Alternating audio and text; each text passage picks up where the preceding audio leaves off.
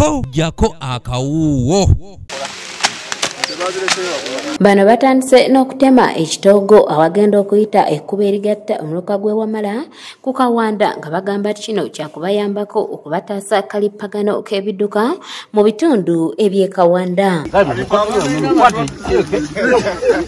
Bano nga bakulembeddwamu mmeeya wa division y'eno Jumba Kasimu era we basinzidde ne bategeeza ensonga lwaki bavuddeyo ne beekolera ekkubo nga lino lyakubayambako naddala ab'ewamala okwanguyizibwa okufuna empeereza ennungi omuli amasomero, amalwaliro ssaako n'ebirala. Tugenze okulaba ffe nga bannakawempe, bannamaganjo, bannawamala, bannakawanda nga tulina okusoomozebwa kw'amakubo. Nga bwe mukimanyi nti jaama akwata ku luguudo lwaffe olwa main olutwala ebbombo nga emmotoka mpitirivu zibeera okwo abantu babbirako abantu.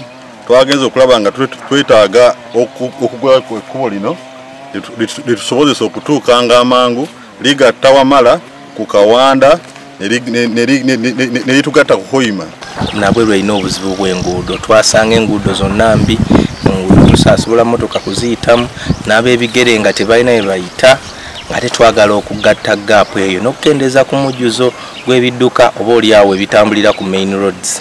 So kye twasazzeewo ne tugamba katukolere wamu nga bulungi wansi tujje tugogole tulabe nga wansi awo tukubawo ekkubo erisobola okukwata omuntu ava ewamala Katooke nga tasobola ate kusooka kwetoloola eri Maganjo. Ndaba nga kijja kwanguyirwako abantu bene Wamala okugenda okwakisesinga services z'eddwaliro lyaffe erya Health Center 3 eriri e Kawanda.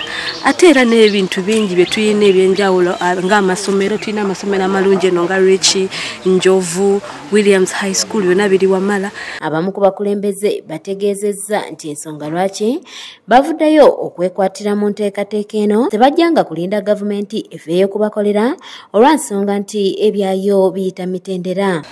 Ne tujja tukolere wamu kubanga njagala okubawo ekifaananyi nti olwaliro gavumenti erina ebintu byeyagala otuwa. Bwe otunuulira eddwaliro eriri ewuwe erya gavumenti kitegeeza gavumenti ekwagala awo wekwagalira. Bwe otunuulira essomero erya gavumenti eriri ewuwo kitegeeza gavumenti awo wekolaki wekwagala. Naye tujjukire nti amalwaliro agasinga aga gavumenti tetugagendamu, tugenda mu masomero amaki amalala. Naye ate ekyenguudo twakirekera gavumenti kyokka. Kati enguudo ezimu ze tuyitamu si ze tusaanidde okuyitamu. Olwaleero njagala okukubiriza abantu b'ennabweru nti ffe kennyini ffe tusobola okusalawo ku nguudo ki ze tusaana okuyitamu.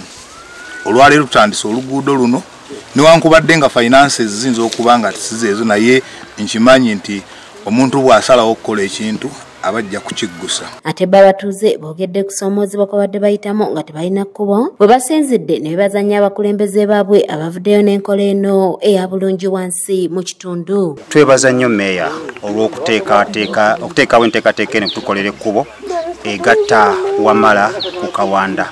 Atuyambye nnyo, kigonzezza entambula, kigenda gonza entambula yaffe. Ebintu for example amalwaliro agali eno agali e Kawanda omuntu Wamala asobola okugatuukako.